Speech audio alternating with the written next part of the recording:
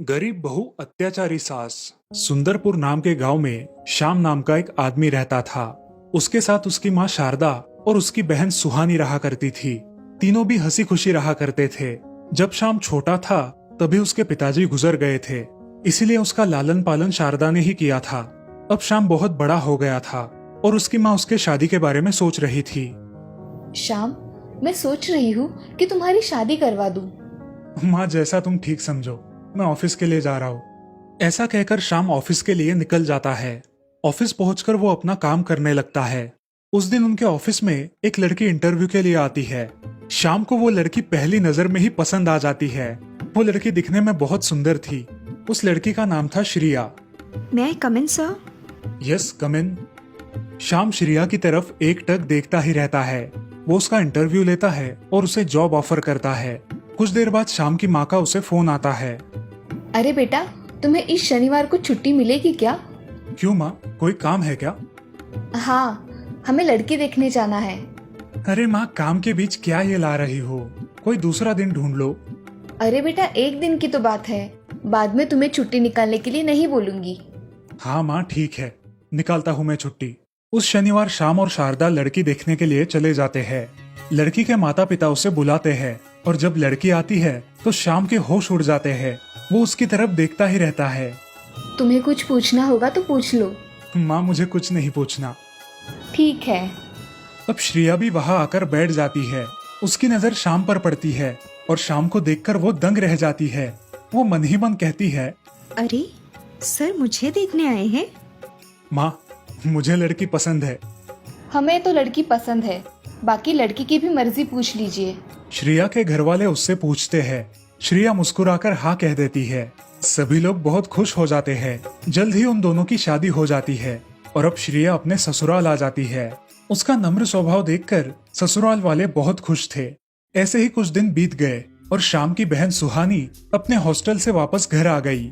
सुहानी ने घर वालों से श्रिया की बहुत तारीफ सुनी थी और वो सब सुनकर उसे बहुत गुस्सा आया था। उसने ऐसा क्या किया है कि सब इतनी तारीफ कर रहे हैं? मैंने भी इसको मजा ना चखाया तो मेरा नाम भी सुहानी नहीं। सुहानी दीदी, आप कब आई? मैं अभी आई। किसी को कानो कान खबर नहीं है कि मैं घर आई हूँ। अरे नहीं दीदी, माँ जी आराम कर रही है और ये ऑफिस गए हैं, इसीलिए। ठीक है ठीक है, मुझे बहुत भूख लगी है, जाओ खाना लेकर आओ। हाँ दीदी, अभी लेकर आती हूँ। अब देख कैसे तुझे मजा चखाती हूँ। कुछ देर बाद श्रिया उसके लिए खाना लेकर आती है। दीदी आपके लिए गरम खाना लाया है, खा लीजिए। अरे भाभी, ये तो पूरा गरम भी नहीं है, जाने दो, मुझे बहुत भूख लगी है, ऐसे ही खा लेती हूँ। अरे दीदी, मैंने तो अभी गरम करके लाया था, मैं फिर से गरम करके लाती हूँ। अब रहने दो, तुम्हारे नाटक मुझे पता है। दीदी मैं तो। सुहानी उसे अनसुना करके खाना खाना शुरू करती है। बेचारी श्रेया वहाँ से मुंह लटकाकर चली जाती है। रात को जब शाम घर आता है तब सुहानी अपनी माँ से बात कर रही थी। माँ, आराम हो गया क्या? हाँ मेरी बच्ची, तुम आई हो तो अब मुझे किसी बात की कोई चिंता नहीं है। हाँ माँ, मगर तुम्हारी लाडली बहू ने मुझे आज ठंडा खाना खिलाया। अरे उसका ध्यान नहीं रहा होगा, तुम उसकी ही तारीफ करो। अरे मुझे भी कोई बताओ कि किसकी तारीफ करनी है। तुम कब आए भैया? अरे अभी आया। तू बोल, तू कब आई? आज दोपहर को आई हूँ भैया। अच्छा, मैं हाथ मुंह धोकर आता हूँ, सब खाना खाने बैठेंगे। जी। अब सब खाना खाने बैठ जाते हैं। शारदा सुहानी से कहती है, सुहानी, मेरी बहू ने तेरे पसंद का खाना बनाया है। हाँ माँ, वो तो दिख ही रहा है। श्रिया सबको खाना परोसती है और खुद भी खाना खाने बैठ जाती है। अरे श्रिया, खाना बहुत लाजवाब बनाया है। हाँ बहू, खाना तो बहुत अच्छा बनाया है। इस श्रिया की बच्ची को तो बहुत तकलीफ दूंगी, बहुत वाहवाही लुटने का शौक है ना। अगले दिन सुहानी जल्द ही उठकर काम करने लगती है। ये सब देख शारदा आश्चर्यचकित होती है। कुछ देर बाद श्रिया भी उठ जाती है। देखो माँ, घर की बहुएं कितनी देर से उठती है, फिर भी तुम कुछ भी नहीं बोलती। अरे श्रिया बेटी, थोड़ा जल्दी उठा करो, जिससे तुम्हारे काम जल्दी जल्दी हो जाएंगे। जी माँ जी, मैं अभी नहा के इनका डिब्बा तैयार करती हूँ। हाँ जाओ, और जल्दी आना, बहुत सारे काम पड़े हैं। जी माँ। ऐसा कहकर श्रेया नहाने के लिए चली जाती है। नहाने के बाद जल्दी जल्दी में खाना बनाने लगती है। तभी सुहानी उसे कहती है, अरे भाभी, आज क्या हमें नाश्ता मिलेगा या नहीं, कि ऐसे ही भूख से तड़पते मर जाए। जी दीदी, तैयार हो रहा है, अभी लाती हूँ। थोड़ी देर में श्रेया नाश्ता लेकर आती है और खुद भी नाश्ता करने के लिए बैठती है। तभी अरे श्रेया, टिफिन हुआ है ना? जी हो गया है, आप चाय पीजिए, मैं अभी लेकर आती हूँ। ऐसा कहकर श्रेया किचन में चली जाती है और टिफिन भर के ले आती है। अब दोपहर हो जाने के बाद श्रेया बाजार चली जाती है। बाजार से आते वक्त माँ जी की दवाइयाँ भी साथ में लेकर आती है। अरे बहू, आ गई, तुम्हारे हाथ की गर्मा गर्म चाय पिला दो। जी माँ जी, अभी पिलाती हूँ। श्रेया चाय बनाती है और कुछ सब्जियां धोने लगती है। कुछ देर बाद वो गरम गरम चाय लेकर अपनी सास को देने जाती है, लेकिन उसकी सास कहती है, अरे बहू, ये चाय कितनी ठंडी है। नहीं माँ जी, अभी चाय कप में डाल कर लाई हूँ, अभी कैसे ठंडी होगी? तो क्या मैं झूठ बोल रही हूँ? नहीं माँ जी। ऐसा कहकर शारदा श्रेया के हाथ पर वो गरम चाय डालती है। आह! है गरम चाय, काम के मामले में मुझे कोई कमी नहीं चाहिए। जी माँ जी।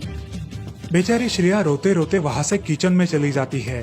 अपने हाथ को मलहम पट्टी लगाकर फिर से अपना काम शुरू कर देती है। तभी सुहानी उसे आवाज देती है, भाभी, मैंने आपको एक क्रीम लाने को बोला था, आप लेकर आई हो क्या? हाँ, लेकर आई हूँ दीदी। श्रेया सुहानी को क्रीम देती है और वहाँ से चली जाती है। अब हर रोज ऐसा ही चलने लगा। सुहानी और शारदा श्रेया को तंग करने लगी। माँ, मैंने तुमसे कहा है ना कि मेरी चीजों को हाथ नहीं लगाना। हाँ पता है, किसी ने हाथ नहीं लगाया है तेरी चीजों को। अब चोर से पूछ लो, किसने हाथ लगाया है इसकी चीजों को। माँ जी, मैंने नहीं लगाया हाथ, मैं तो यहाँ आई भी नहीं। माँ, इसके सिवा और कौन आता है? इसने मेरा परफ्यूम चुराया है। नहीं दीदी, मैं क्यों चुराऊं? माँ, चलो इसके कमरे में, देखते हैं किसने चुराया है। ऐसा कहकर सुहानी श्रेया के कमरे में जाकर उसका परफ्यूम ढूंढने लगती है। उसे एक जगह वो परफ्यूम छुपाया हुआ दिखाई देता है और सुहानी अपनी माँ से कहती है, माँ, देखा तुमने? हाँ मेरी बच्ची, ये तो चोर निकली। नहीं माँ जी, ये परफ्यूम कहाँ से आया मुझे नहीं पता, मैंने कुछ नहीं किया है माँ जी। शारदा गुस्से में आकर श्रेया के गाल पर एक जोरदार तमाचा मारती है और वहाँ से चली जाती है। ये सब देखकर श्रेया बहुत रोने लगती है। ऐसे ही रात हो जाती है और शाम घर आता है। श्रेया के गाल पर पड़ा हुआ लाल निशान देखकर शाम उससे पूछता है, श्रेया, तुम्हारे गाल को क्या हुआ है? इतना लाल क्यों पड़ा है? जी कुछ नहीं, मैं खाना लगाती हूँ, आप फ्रेश होकर आइए। ऐसा कहकर श्रेया किचन में चली जाती है। सब लोग खाना खा के सो जाते हैं।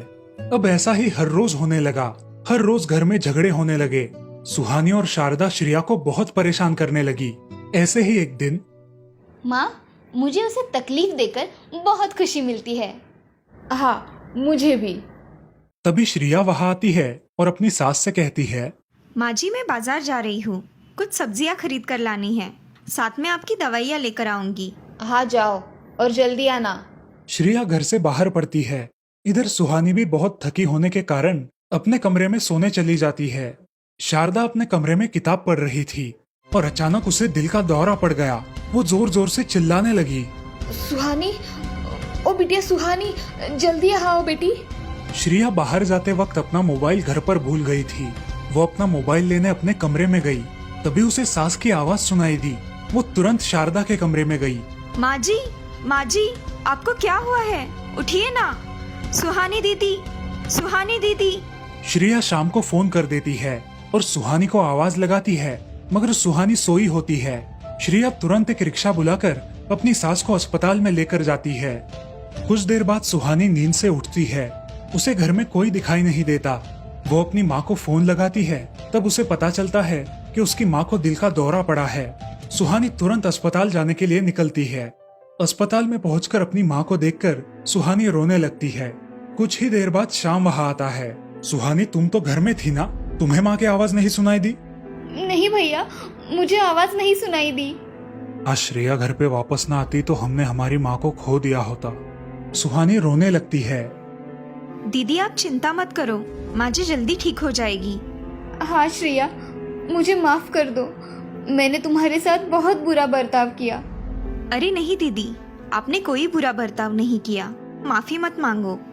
तभी डॉक्टर वहां आते हैं। अब आप मरीज से मिल सकते हैं, मगर ज्यादा बातें मत करना। शाम श्रिया और सुहानी शारदा से मिलने अंदर जाते हैं। शारदा आंखें खोलती है।